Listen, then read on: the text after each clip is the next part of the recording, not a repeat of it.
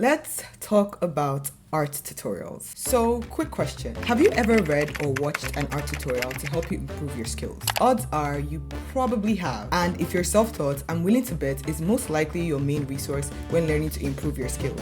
But here's the thing. What if I told you using art tutorials isn't really helping you improve as much as you think? Hey there, Neddy here. Welcome back to my YouTube channel. Now, before some of you come at me in the comments, these are all my personal opinions. As usual, I'm not here to say that my opinion is law, so if you disagree, that's totally fine. But I'm simply trying to share a new perspective on this topic. So let's get the elephants out of the room. Are art tutorials bad? No. Absolutely not. But only if you're being intentional about when and how you use them. As someone who was self-taught for the most part of my life, I relied heavily on using online resources, art books, and tutorials to improve. And along my journey, I noticed a pattern that changed the way I studied using tutorials and made me see so much improvement in my skills. I'd like to introduce to you a different way to see each type of tutorial. I like to see tutorials as two different types: fundamental tutorials and inspirational tutorials. By the way, I actually made these terms up just for clarity. It's not some kind of like validated term that everyone uses. But in general, I think these names fit perfectly and kind of makes sense with the points I'm about to explain. Fundamental tutorials, as the name says, focuses on teaching the art fundamentals and the theory behind them. So these are tutorials that actually teach you why certain things work.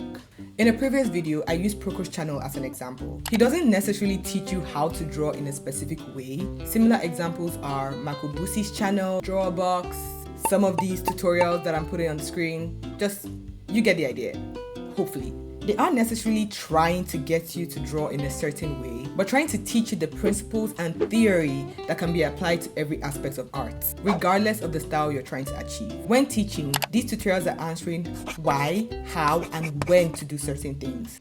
Theoretically speaking, of course, because art is subjective and all. Now, inspirational tutorials, on the other hand, are the complete opposites. These tutorials focus specifically on how an individual artist executes certain subjects in their art style. That one thing that every artist desperately tries to find. Some examples are how I draw blank tutorials or draw blank easy step-by-step process. And these guys here, these tutorials, these are the main culprits that aren't helping you get better. I hate to break it to you, but relying on these tutorials to improve your skills is kind of a waste of time. And let me explain. Here's another question. Why do you think most people enjoy using these kind of tutorials? Well, of course, it could be for various reasons. Everyone is different, right? Maybe they can't tell the difference, or maybe they want to draw exactly like the artist who made that tutorial. But especially for the blank, easy step-by-step process tutorial, I'm willing to bet it's because it's an easier way out than actually learning the actual theory behind the subject. Rather than actually learning how to draw an eye, I could just draw it in 3 easy steps. Obviously, the problem here is a lot of these tutorials are simplified shortcuts, and that can be a double-edged sword. Sword. How is it pronounced? Sword.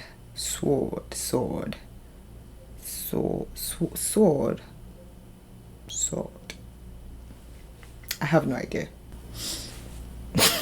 While they are a bit easier to understand and provide quick results, they often fall short when having to explain the why behind certain decisions. Instead, you end up learning how to only draw or paint in one specific way, the way the artist who made the tutorial does. This leads to the second problem, and I'm sure you have a clue what this is. Their work ends up looking like a direct copy, clone, or replica of the tutorial, rather than a unique piece of art with their personal voice. Because the only way they know how to draw an eye, or hair, or face was learned from a very specific tutorial, in a very specific style, by a specific artist. Some people might not see this as a problem. In fact, maybe your goal is to draw exactly line for line, edge for edge, like a particular artist. And well, if that's your goal, then I guess that's fine. But other than the fact that why would you want to be a replica of an existing artist, that can also lead to another problem. While reading The Art of Glaze, he mentions beginners often get trapped to emulate someone else's style because of the illusion of mastery that they suddenly seem to increase in skill or are able to draw things they weren't able to before. Sounds about right to me.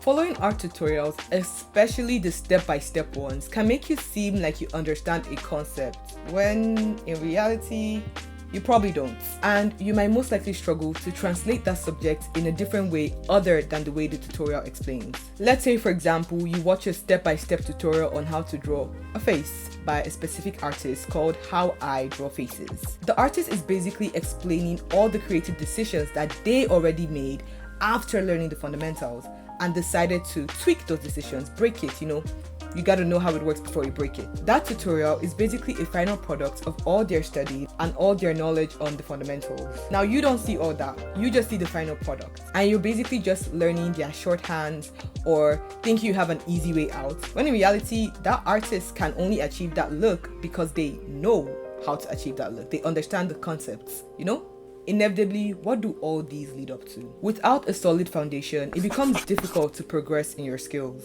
and you end up becoming solely dependent on them. Whether it's only being able to draw eyes in a specific way, having your work look way too similar to another artist, or simply not fully understanding the concept in general. You find that each time you need to draw a certain thing, you're always searching for how to draw this or how to draw that, rather than being able to make those creative decisions yourself. But okay, I'll be honest, I've been a bit too harsh with inspirational tutorials. I mean, they exist, so there must be some sort of benefit to them. And actually, yes, of course, they are. As I mentioned earlier, using tutorials isn't a problem, only if you're being intentional about when and how you use them. So I want to share with you a better approach to using tutorials that can hopefully prevent you from the pitfalls mentioned earlier. The main thing is you have to know when to use each tutorial. Inspirational tutorials are perfect for absolute beginners, those who just got into art and don't necessarily know where to start. Following a step-by-step tutorial can help you get familiar with drawing or painting without feeling overwhelmed by the technical and theoretical stuff. If you're currently at this phase in your journey, then you're perfectly fine. There's absolutely nothing wrong with following these tutorials. However, the moment you get more comfortable and decide you finally want to take art seriously, I recommend you only stick to using fundamental tutorials. As artists, we actually never stop improving. So mastering the fundamentals isn't something that's gonna happen once and you're done, never again.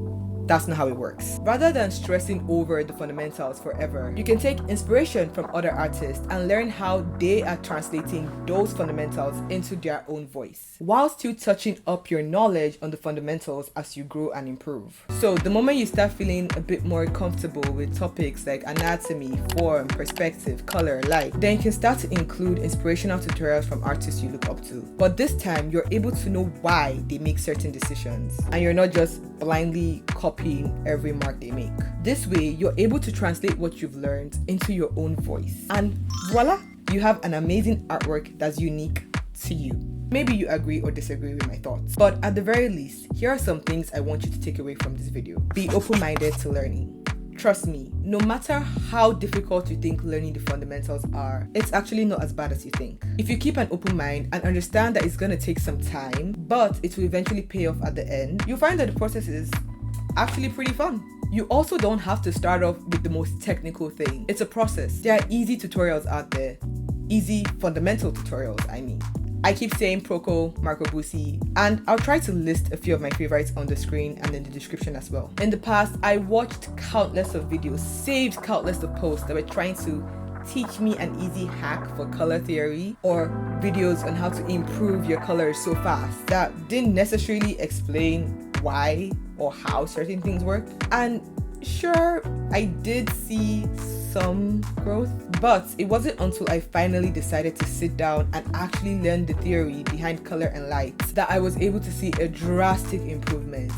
And I always say this because I really mean it. It makes the whole process 10 times easier. Literally. Next, I want you to remember, tutorials can only be a supplement and not a replacement, especially for shortcut tutorials. You know the ones I'm talking about. They should only ever be used as a tool, not a replacement for the actual theory. Understand the concept first, then watch videos or read books on how to achieve a desired look or a faster result. If the foundation is there, the final will always feel more unique and authentic rather than copied. Another important thing is to always critique your work.